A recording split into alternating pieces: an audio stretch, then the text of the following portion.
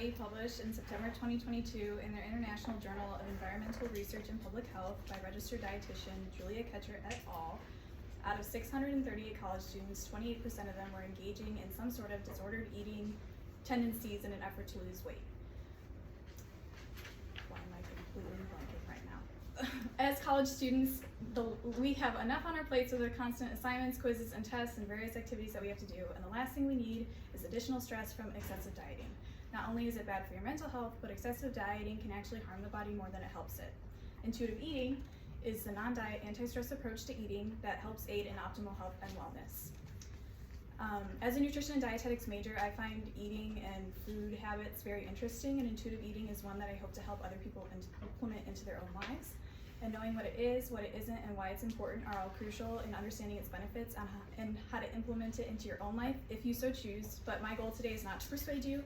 I simply believe that it's important for young college students like us to understand that dieting to lose weight is not the only way to be healthy, and that there are other less stressful ways to keep our minds and bodies at their best.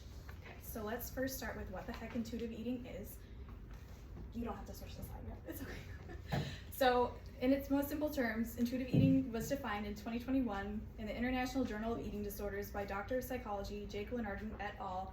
As eating in response to one's physiological hunger and satisfaction cues without labeling foods as good or bad. Those who do eat intuitively select what they want to eat based on what makes them feel best physically and mentally, and it promotes the idea that one's body size does not equate to their level of health. In 1995, registered dietitians Evelyn Tribole and Elise Resch published their first book on intuitive eating called Intuitive Eating, A Revolutionary Program That Works. They have since updated their book and published 3 other versions based on new research, but the basics remain the same. And on their website, www.intuitiveeating.org, published in 2019, are the 10 principles of intuitive eating. I'll let you read all of those. So when combined, these 10 principles work to help achieve optimal health and wellness, and they remove the bad stress that often comes with eating for people. Think of when you were a little kid and you were hungry. When you went to decide what to eat, did you think to yourself, that has too much fat, that has too much carbs, it doesn't have enough protein? Or did you just eat what you wanted because it sounded good and you were hungry? I bet it was the second. So now that we've covered what intuitive eating is, let's cover what it isn't so that we all have the same understanding on this eating style. So many people think that intuitive eating is just eating junk food whenever you want, and that's not true. Just like when you were a kid, you knew that if you ate too much Halloween candy or too much junk food, you'd get a tummy ache and feel lethargic. It's the same way when you grow up and try intuitive eating. While you may feel inclined to binge on donuts and pizza in the first few days, I mean, who wouldn't? The desire to eat only junk food will eventually wear off, and you'll feel better, and you'll desire to eat food that makes you feel better physically. Second, intuitive eating is not a weight loss strategy. Registered dietitian Lindsay DeSoto mentions in a 2022 post on verywellhealth.com that intuitive eating is not intended to be a tool to aid in weight loss. If you're trying to lose weight, it suggests that you do not accept your current body, which does not align with intuitive eating principles. Not only is intuitive eating,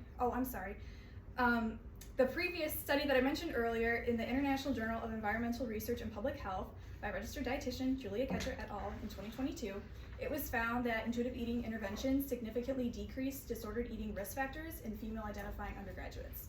There's a serious problem in our society surrounding eating disorders, and it's important to know any and all ways that we can prevent those.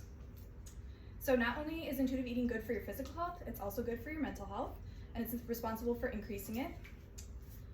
A study conducted in 2021 by registered dietitian and Master of Public Health Vivian Hazard et al. In the Journal of Eating and Weight Disorders, studies on anorexia, bulimia, and obesity surrounding intuitive eating and mental health found that intuitive eating longitudinally predicts increased psychological and behavioral health and is associated with lower odds of high depressive symptoms, low self-esteem, and inappropriate or unhealthy weight management practices, and more.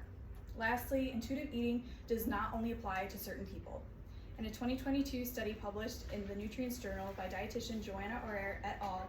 About mindful intuitive eating imagery on Instagram, found that a majority of these posts about intuitive eating lacked inclusion of people of all body sizes, races, and genders.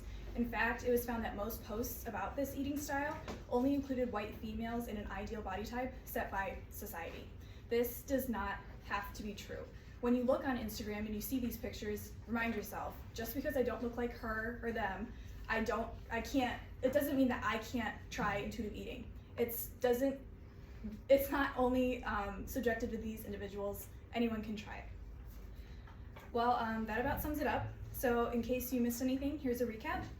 Intuitive eating is the non-diet, anti-stress approach to eating that has 10 principles that outline its goals for those that participate in it. It's eating when you're hungry and stopping when you're full, like when you were a kid, and not putting adding moral value to food, not labeling it as good or bad. It's not a weight loss strategy, nor is it eating only junk food. And it's important to know the benefits if you want to keep yourself away from excessive dieting, if that's your goal. If not, and you want to diet, that's fine, whatever you want to do. But it can significantly decrease the risks of disordered eating, which will improve your physical and mental health. And my hope is that all of you know that just because you don't look you don't look a certain way or you're not of a certain gender doesn't mean you can't try intuitive eating. It's meant to be for everyone, and it's really just a way to keep all of our minds and bodies at their best. Thank you.